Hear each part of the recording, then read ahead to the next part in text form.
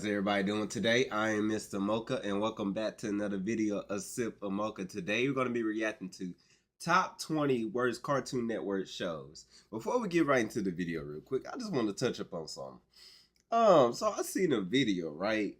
This basketball player was asking his child and was like, what's your favorite cartoon? And he was like, what's a cartoon? I'm not that goddamn old. We are not that fucking old to the point where these kids nowadays do not know what the fuck cartoons are.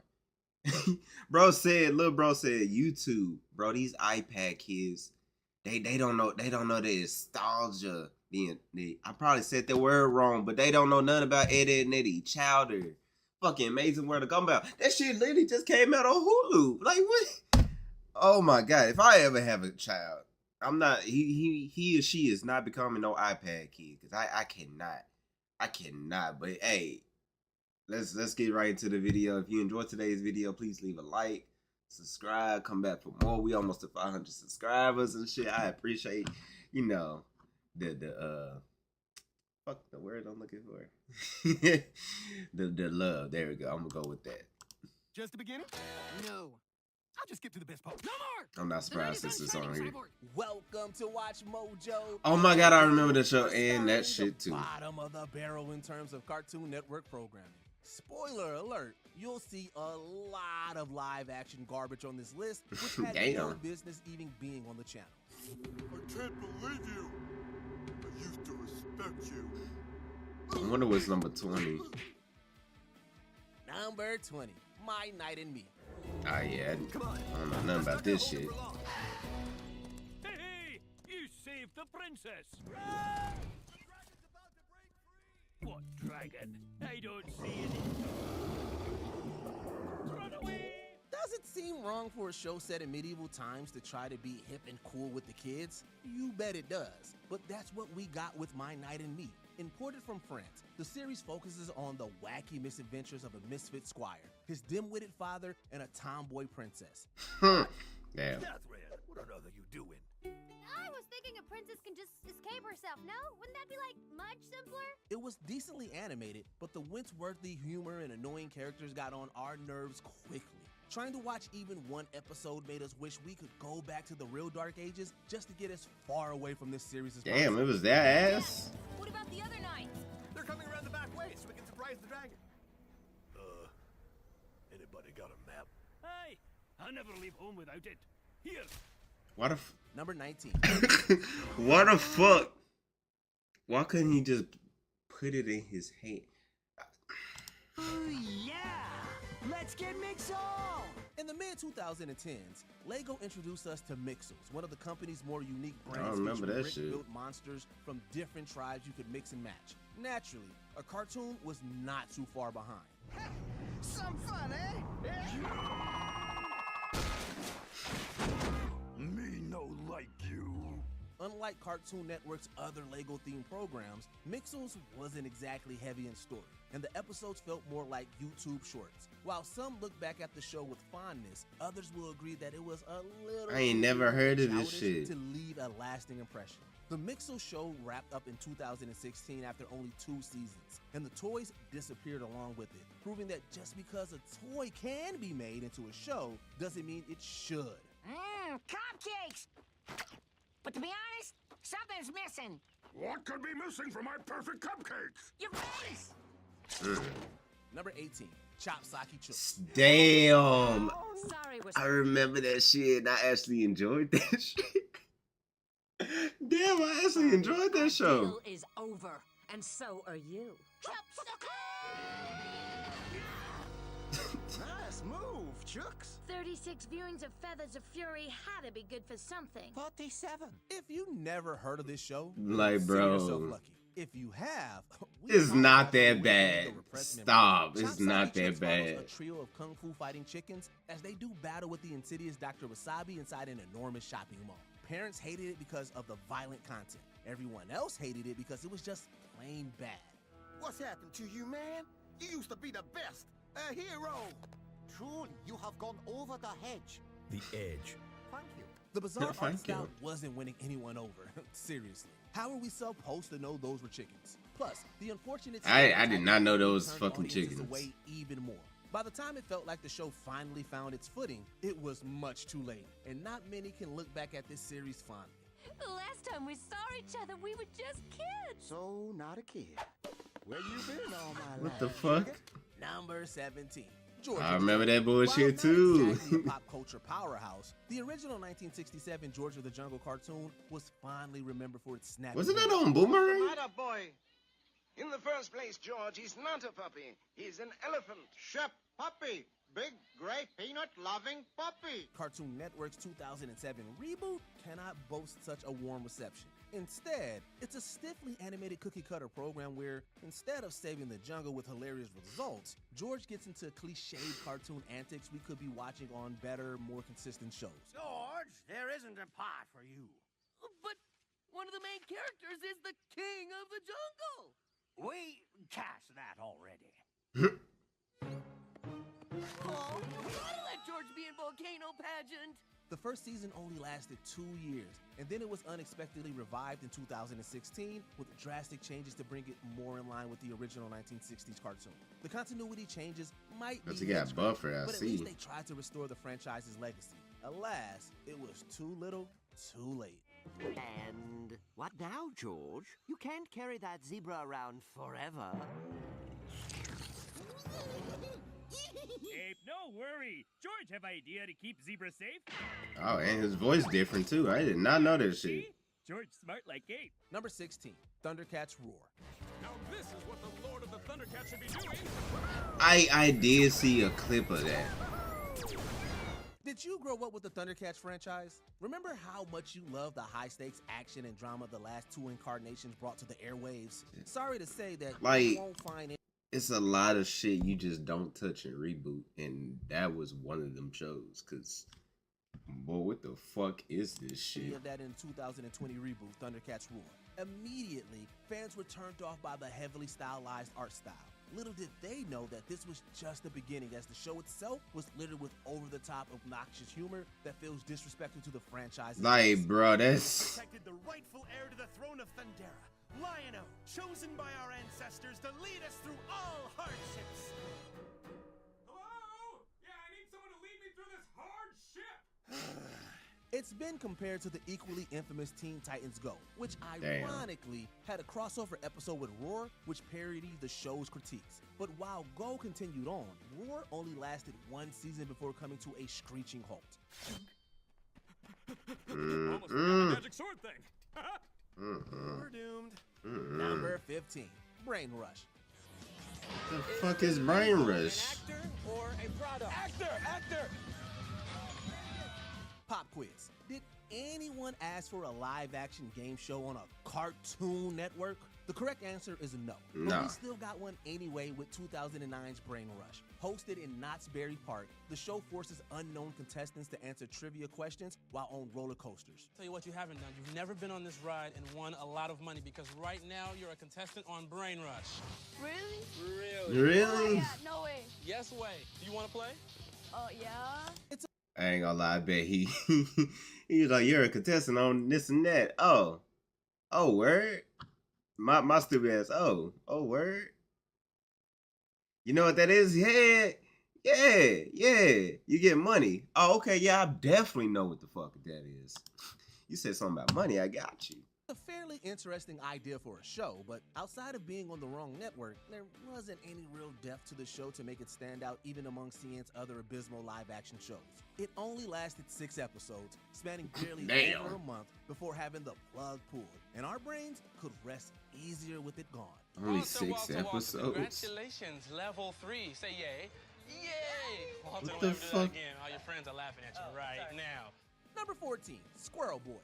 Only 25 cents apiece. $1,000. What? We're haggling, my good man, and I'd appreciate it if you'd abide by the rules of your profession. Ooh. The late Everett Peck will always be remembered fondly for his work on Duckman. His final animated show, Squirrel Boy, however, isn't remembered as fondly, if it's remembered at all. The premise is basic enough. A neat freak kid named Andy gets into misadventures with his mischievous talking squirrel named Rodney. Come on! Shouldn't I have a parachute and a safety harness and Someone else to do this in my place? It had a notable voice. Is that the cast voice of with Zim? stars as Richard Stephen Horvitz and Pamela Adlon, as well as a unique art style. But the humor wasn't tickling any funny bones. Some might find Rodney's schemes a little too annoying or mean-spirited, but the show is mostly just boring to sit through. It didn't help that it came out at a time when Cartoon Network was about to enter its darkest age, the seeing real era. Hey, son. Got a new friend there? This is Hat. He's a fellow entrepreneur with a head for business. Well, it's better than a squirrel. Damn. Number 13, Secret Mountain Fort Austin. I ain't know what the fuck that was. Who are you?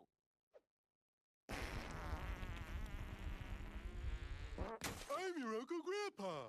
The original pilot for Uncle Grandpa saw our titular Enigma doing battle with a band of disgusting mutants. Later on, said monsters would get their own series titled Secret Mountain Fort Awesome, where we see them trying to adapt and fit in with society that rejects them for their hideousness. Whoa, I just had the worst dream ever that we got stuck in some whack dimension where monsters ruled over humans, but they didn't like us either, so they trained us up in this scary dungeon.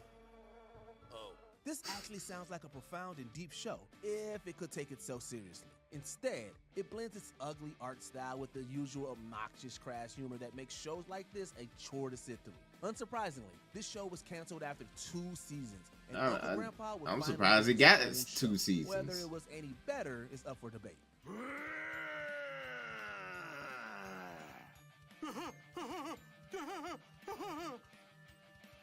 I didn't like that. I didn't like that 12, fucking show either. Total Drama-Rama. Man, when I saw that shit pop up like on Hulu, I said, "What the fuck is Total Drama-Rama?" At that point, stop touching shows. Like, what is so hard about that shit? Stop touching shows and rebooting them. And when you do it, it's ass. Listen, look at Amazing World of Gumball. They came back in the episode. Some episodes was like, all right, what the fuck am I watching? But some episodes they were solid. That's what you can do, but not this bullshit. Damn, they had like 3 seasons. Cause why they last that fucking long?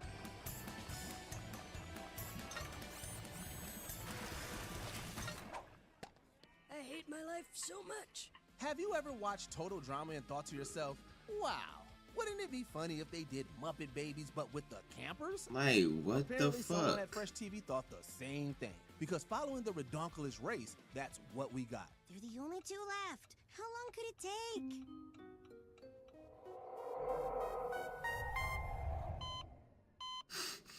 What the fuck?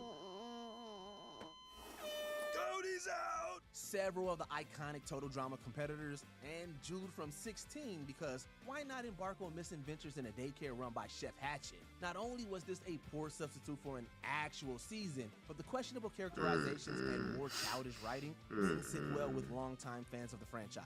Then, of course, there's the infamous Fart Fairy episode. If you didn't watch that one, consider yourself lucky. Farts don't What? fail me What? now. What the fuck? Let it rip. Cut the cheese, Ellen. Crack win. Or fart. What Number the fuck? 11, the Powerpuff Girls. I'm Allegro. Damn, that shit was ass. Panda in the world. Wanna hug? OMG. Yes. You know the old saying, if it ain't broke, don't fix it? Someone at Cartoon Network should have heeded this advice before they greenlit the 2016 Powerpuff Girls reboot. For starters, the reboot had no involvement from the original creator Craig McCracken or the original voice actors for our titular trio, which turned longtime fans away from the start. You need to listen to some good old-fashioned Icelandic death metal. Yeah. I can really see the value in this. Buttercup, turn it off. If it's too loud, you're too old. The show itself fares no better. The pace is agonizingly slow, and the humor is filled with dated, cringy memes. Did anyone need to see Blossom and Bubbles twerking? Absolutely not. Why? It could have been Why? Why? Why the fuck do they? No. Why you got them little girls doing that? No. Boy, what the fuck? Why? What the fuck, bro? I don't even want to hear nothing else about this shit. Fast forward. What's the next never one? saw the light of day. Jeez, I'm feeling a little burnt out. Nice. Hell Number no. 10, Scaredy Squirrel. Setting aside Oh its yeah, that shit was horrendous ass. I theme song remember for a that moment, shit. now it's time to tear apart the rest of the show. Loosely based on Melanie Watt's book series, this Canadian import follows the titular germophobic squirrel as he and his best skunk friend engage in all types of shenanigans. Before he gets a chance to reveal his prank, I'll super prank him and win the game. Oh boy, do it! Along with having next to nothing in common with the source material, the show suffers from unimpressive art and animation, along with rather uninspiring writing.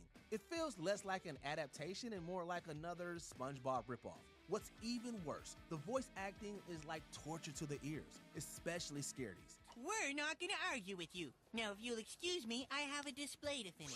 If you can't capture a book's true spirit, why bother adapting it? Number 9, Almost Naked Animals.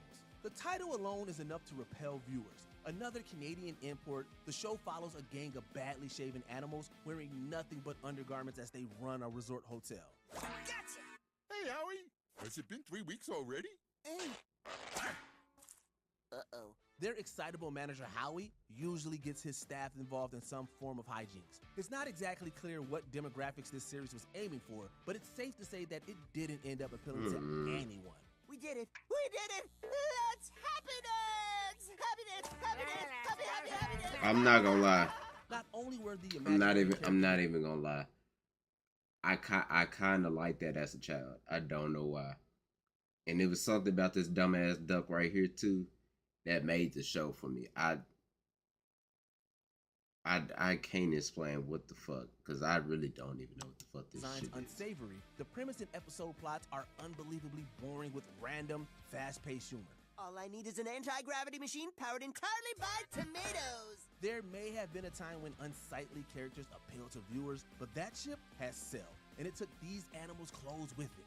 Number 8, Level Up. Time to open up this can of worms.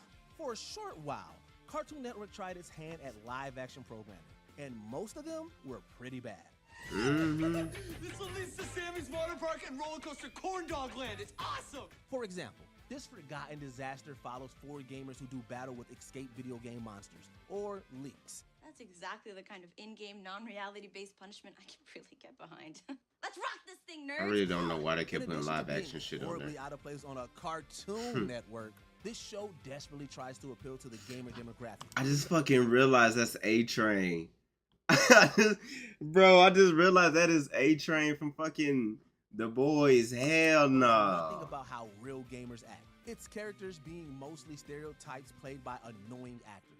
If you really want to appeal to your target audience, don't talk down to them or try to imitate their culture, or at least actually learn about them first. Number 7, Dude, What Would Happen? Imagine a reality show similar to Mythbusters, but without the charm or scientific integrity. That's exactly what you got with Dude, What Will Happen? So we got a camper, and we put 2 flamethrowers in the bottom. I remember that shit bunch too. Of kernels inside so we can make the most popcorn that has ever been made. I remember that episode The too. Central team set out to answer what could happen in some of the weirdest and most unimaginative situations through experimentation. Aside from once again being live action litter on the Cartoon Network, the show He just gonna spends keep saying that miles shit. science just to appeal to dumb thrill seekers. Oh, you thought the message! I wrote it, I delivered it, and now if Jackson can read it, I take home the caveman texting prize. It doesn't help that the dudes are loud and in your face, and the jump cut editing is distracting. The show could have been fun for kids if it were on a different network or properly written. Seriously, dude, don't try this. Number 6, Incredible Crew. The network tackled nearly every other live-action TV genre poorly, so why not add sketch comedy into the pot? What? Makes me thirsty. You really shouldn't shake because it'll... Wait. Ow! Oh my fucking gosh. Is that Shamit Moore? Created by Nick Cannon,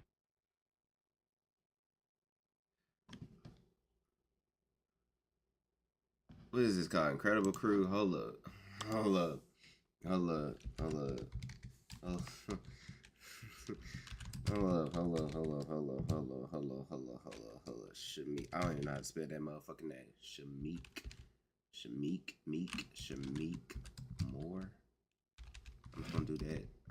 Was that him? I spelled his name wrong. I don't give a fuck. That fucking was him. Oh my god. I'm gonna do what the fuck? Oh my god. That was him. No, you know what? It all makes sense now to why he been acting the way he be acting. Oh my god. Incredible Crew offers viewers a mismatch of surreal skits, weird music videos, parody commercials, and so on. Introducing Face Jeans. Stylish denim jeans made for your face. What's really incredible is how phoned in the comedy really is. You can tell that the actors are trying, but their performances come off as awkward or forced. Add that to the fact that sketch comedy has mostly moved to the internet in recent years, and you've got a show that feels hopelessly out of date. Hey guys, check it out. Got a new bike. So what? So you got a new bike? So what? Not even Adventure Time's Jeremy Shada could save this incredibly bad train wreck. Number 5, Uncle Grandpa. As previously mentioned, Uncle Grandpa originally debuted as a pilot episode for another terrible series called Secret Mountain Fort Awesome, before becoming its own spinoff, which, like we said, didn't do any better. You're right, Uncle Grandpa. Reading is magical. That's right, Caleb. The series follows a Mary Poppins-like man who's both the uncle and grandpa of everyone in the world, as he takes the kids he meets on strange adventures. Random humor is all fine and good, but Uncle Grandpa doesn't seem to know when to stop, and most of it has no rhyme or reason. You just earned yourself one order of Uncle Grandpa's Fake Bottom Special. The character himself is no better, with his annoying voice and boneheaded methods for fixing things. Would you really trust this guy to watch over your kids? Hell no. Number 4, Teen Titans Go. Dude, that's the gonna be there. comment section would have our heads if we didn't include this stinker. Rather than continue fan favorite Teen Titans, the whole series was rebooted as a comedy that happened to feature the original's voice actors. Comedy gold. The show received lots of backlash from superfans, and it's easy to see why. It takes I remember that shit. so far. I was like, It paints the Titans as I was like, yay, we're getting Teen Titans back. The nigga said go, and I looked at the animation. I'm like, boy, what the fuck is this? idiots who act I was so mad. actual villains. There's only one thing we can do. But it's actually not even that Arguably, bad. The worst part of the series is how it constantly antagonizes its viewers. It knows the original superior, but revels in its mediocrity and practically rubs it in the sad fact that it's here to stay. Number 3, Out of Jimmy's Head. A follow-up to the TV movie Reanimated, this show features Jimmy Roberts, a teenager with a cartoonish brain transplanted in his head, which of course allows him to see and talk to cartoon characters. Golly World Entertainment assumes no liability for passengers with weak stomachs. It tries to rip off Who Framed Roger Rabbit's Cartoon World meets real life scenario, but Jimmy's regular life is cartoony enough. He has an alien sister, for crying out loud. What the rendering fuck? the cartoon characters unnecessary. What the fuck? Okay. Apparently not. Right. They try to cover up the nonsensical, unfunny writing with a laugh track. But has that ever worked? Out of No. all the live-action shows the network tried to force on us, this is the one we wish we could remove from our heads the most. Zing? I ain't never heard of this shit. I'm glad I didn't. Number 2, The High Fructose Adventures of Annoying Orange. That shit was what definitely Nickelodeon ass. did with Fred the Show, Cartoon Network decided to bring YouTube's Annoying Orange to the airwaves. Ah! Alien monster! Set blasters to destroy! Orange, no! The series follows the titular character and his friends as they embark on zany adventures alongside their human friend. The title is an understatement, as this series is nothing short of obnoxious. The jokes and writing are lackluster, and the orange himself is too grating to bear. While it got high views in the first few weeks, critics rightfully plowed it into the ground and buried it after 2 seasons. How do I turn it off? Oh, it's all right. Just leave it on. I can barely see. I'll let some moonlight in. If you want to bring a web series to television, at least be sure they have some substance and aren't irritating beyond all reason. Before we continue, be sure to subscribe to our channel and Go ahead. Let's get this shit over with, because, boy, what the fuck is the problem This solvers? unique little dud follows 3 detectives. Oh that take my ages to find and god. I don't even think I actually watched an episode of that shit. I think I seen it for a split 2 to 5 seconds and was like, oh boy, I'm turning it off. I instantly The only changed it, lead we because what have the is a fuck? picture of the suspect bandits. Wait, that's them? They look so cool. Oh, I want to meet them. Their hair looks dirty. The only thing harder on the eyes than the hideous character designs is the lazy animation. Furthermore, the writing provides absolutely nothing of value, just random off-the-wall humor for the sake of it. Uh-uh. Delivery man. It's okay. I'm a problem solver. It was originally pitched for Adult Swim, but was rejected and made into a kids' cartoon.